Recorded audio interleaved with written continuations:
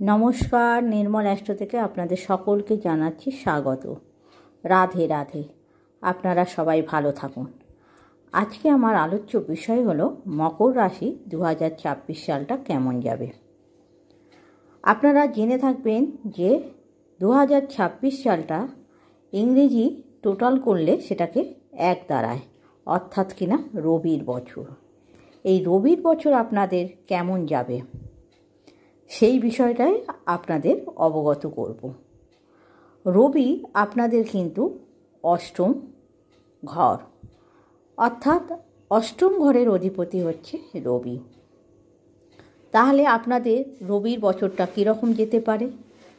অষ্টম ঘরকে আমরা দুঃসময়ের ঘর বলে থাকি বা দুস্থানগত বলে থাকি, কিন্তু এই অষ্টম ঘর যে সবসময় আপনাদের খারাপ ফল দেবে তা কিন্তু নয়।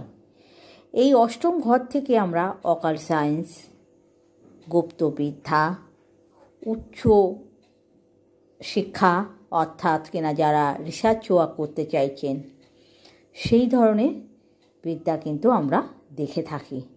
অর্থাৎ খুব গভীর তত্ত্ব নিয়ে যারা কাজকর্ম করে তাদের কিন্তু এই রবির বছরটা কিন্তু খুবই ভালো যাবে। অর্থাৎ সেই ফিল্ডে যারা থাকবে বা যারা এই সব অকাল্ট সায়েন্স এবং গুরুতত্ত্ব নিয়ে যারা পড়াশোনা করছেন বা রিসার্চ করছেন তাদের ক্ষেত্রে কিন্তু বছরটা খুবই ভালো। এমনিতেই আপনাদের কিন্তু 2025 সালের শেষ যে 2 মাসটি রয়েছে এই দিনটাও কিন্তু খুব খারাপ নয়। আপনারা এর মধ্যে অনেকেই চাকরি পরিবর্তন করেছেন বা করবেন বলে ঠিক করে রয়েছেন। আপনাদের কিন্তু সেই সুযোগগুলো এসেছে এবং আপনারা নিশ্চয়ই কাজে লাগিয়েছেন। কিন্তু আপনাদের এই রবির বছরটা কিন্তু ভালোই যাবে। অষ্টম পতি হওয়া সত্ত্বেও আপনাদের 2000 সালটা কিন্তু এই দিক দিয়ে ভালো যাবে। তবে আমি অ্যাস্ট্রোলজি দিক দিয়ে আমি বলবো যে আপনাদের 2026 সালে শনি থাকবে 3য় ঘরে, অর্থাৎ কিনা এই 3য় ঘর থেকে কিন্তু আপনাদের পঞ্চমে দৃষ্টি দেবে। এর ফলে যেসব ছাত্রছাত্রী রয়েছে তাদের কিন্তু পড়ার প্রতি একটা অনীহা জাগবে এবং তারা কি করবে না, তারা পড়া থেকে কিছুটা পিছিয়ে আসবে। এছাড়া তাদের মধ্যে কুড়েমি লক্ষ্য করা যাবে, যে ক্ষেত্রে ছাত্রছাত্রীদের কিন্তু অনেকাংশই ক্ষতি হতে পারে। তাই আপনারা দৃষ্টি রাখবেন যে আপনাদের সন্তান যেন অমনোযোগী না হয় এবং তাকে সেভাবে চেষ্টা করবেন মনোযোগী করতে। কারণ গ্রহ আপনাদের বা আপনার সন্তানদের পড়াশোনার প্রতি একটা অনীহা বা করব একটা ঢিলেমি ভাব কিন্তু জাগিয়ে তুলবে। এছাড়া এই শনি কিন্তু আপনাদের 3য় থাকার জন্য, এছাড়া রাহু বর্তমানে যেখানে আছে সেখানেই থাকবে, যার ফলে কিন্তু আপনাদের কথাবার্তার মধ্যে কিন্তু একটু মিষ্টি ভাব আনতে হবে। না হলে কিন্তু এই কথাবার্তার দরুন কিন্তু আপনাদের হওয়া কাজ কিন্তু বিব্রত হতে পারে। না হলে কিন্তু আপনাদের এই যে রবির বছর অর্থাৎ 2026 সাল কিন্তু আপনাদের খুবই ভালো সময় যাবে। এই সময় কিন্তু আপনারা যা যা কাজ করতে চাইছেন বা যারা বহুদিন ধরে অনেকাংশে চেষ্টা করেছেন সেগুলো হয়নি, তাদের কিন্তু এবার হবার যোগ লক্ষ্য করা যাচ্ছে। বিশেষত যারা বাইরে কোনো সামাজিক বা অনলাইন সংক্রান্ত কিছু কাজকর্ম করে থাকেন সেগুলোকে কিন্তু প্রসার ঘটবে, অর্থাৎ উন্নতি লক্ষ্য করা যাচ্ছে। এছাড়া যারা ধরুন ব্যবসার ক্ষেত্রেও তো আপনাদের সকলে তো আর চাকরি করেন না, ব্যবসারও কিছু কিছু ক্ষেত্রে কিন্তু এর প্রভাব পড়বে। শনি আমাদের কী ব্যবসা দিয়ে থাকে না আপনারা জানেন, কেমিক্যাল, লোহা, আপনাদের হচ্ছে তৈল জাতীয় কোনো জিনিস, লিকুইড, এই জিনিসগুলো কিন্তু শনি দিয়ে থাকে। যারা এই সব ক্ষেত্রে এই ধরনের ব্যবসা করে থাকেন তাদের কিন্তু খুব খুব ভালো সময়, অর্থাৎ সেক্ষেত্রে কিন্তু আপনাদের গ্রোথ বৃদ্ধি পাবে, আপনাদের অর্থনৈতিক সাম্রাজ্য যেটা সেটাও বৃদ্ধি পাবে। অর্থাৎ কিনা এই সব কারবার নিয়ে যারা করছেন তাদের কিন্তু খুবই শুভ সময়। যারা রাজনীতিবিদ আছেন তাদের ক্ষেত্রে কিছু কিছু কিন্তু ঝুটঝামেলা লক্ষ্য করা যাচ্ছে।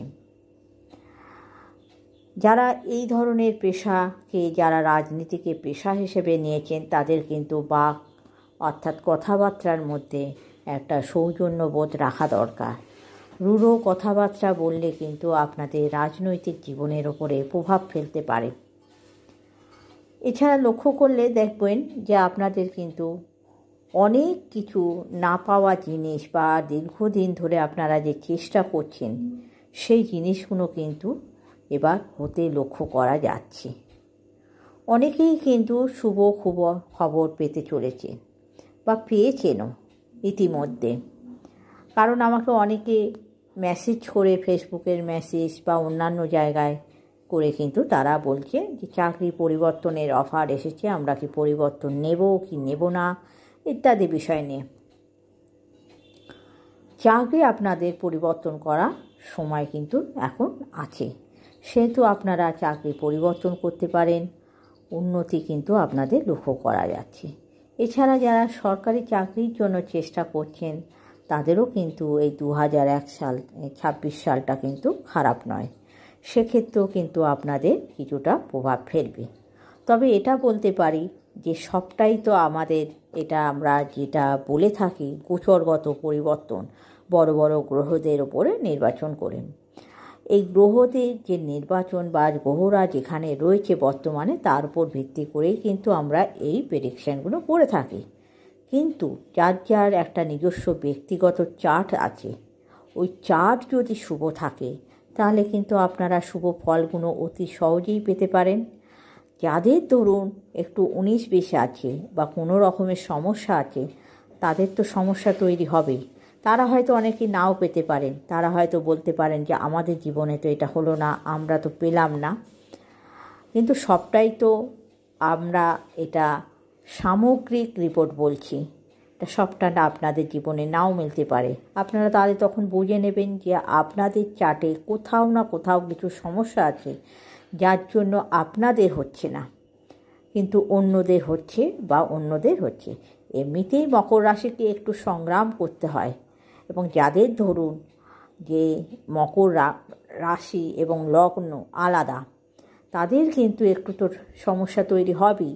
কারণ আপনার চার্ট চন্দ্র রাশি একরকম প্রেডিকশান দেবে, আপনার লগ্ন আর এক রকম প্রেডিকশান দেবে।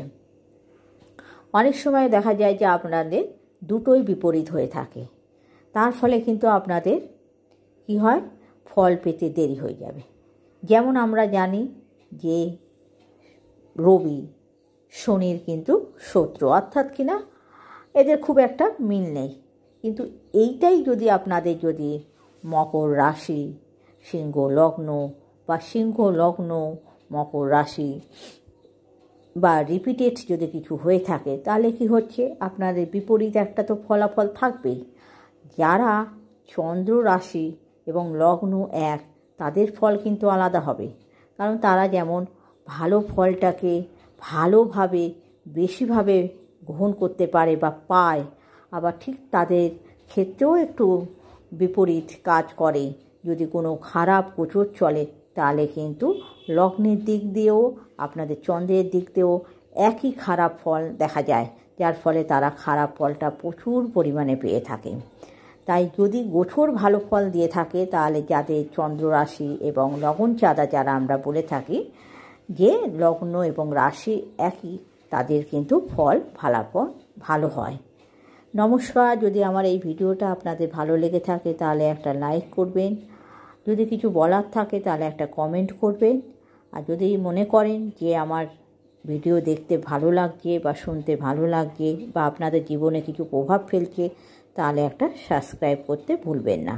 নমস্কার।